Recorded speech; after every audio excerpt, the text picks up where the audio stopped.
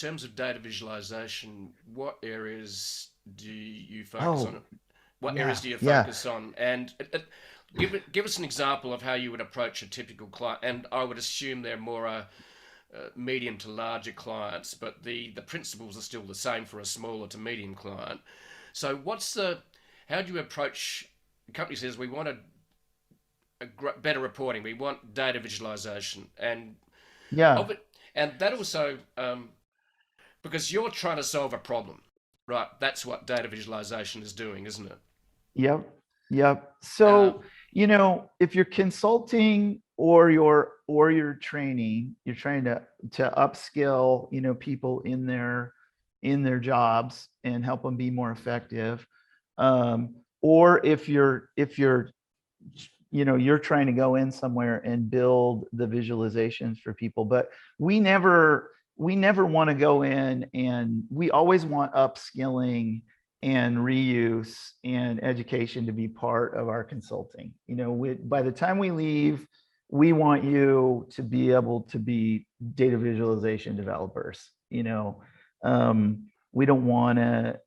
It's I mean, it's a big part of adoption too. You're trying to get the people inside to get max value from what you're bringing to them. So you want to help them on their data literacy journey, and that means that they need to be comfortable with reading charts and graphs and producing charts and graphs, and their audience needs to be comfortable with it. So that's one of the first questions: is where is your company on the data literacy journey? How sophisticated are they at understanding data?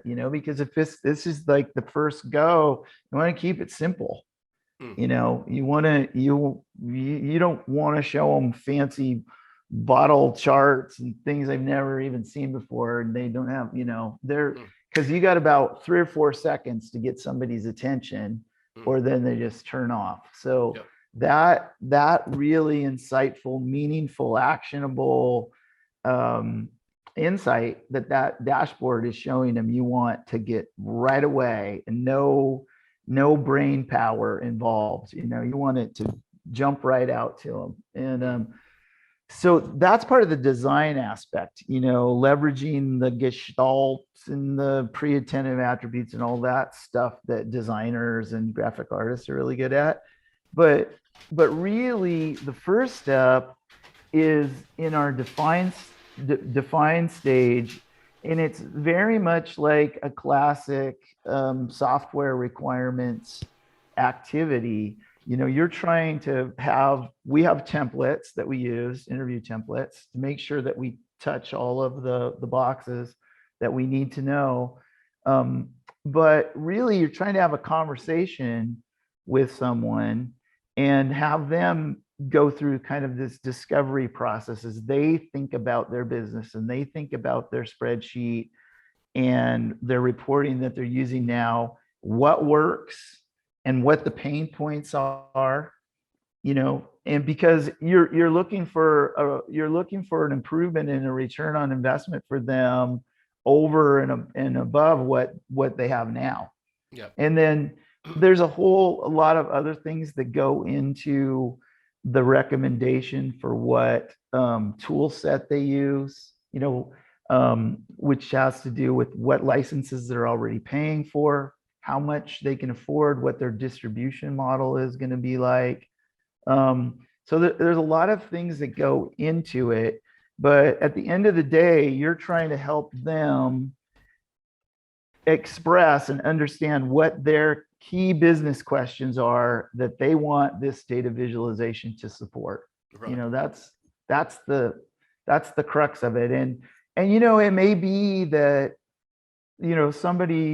some boss ordered this guy to, or a business owner ordered this person to, like, go do data visualization, and it could turn out that there's not a good business case for them.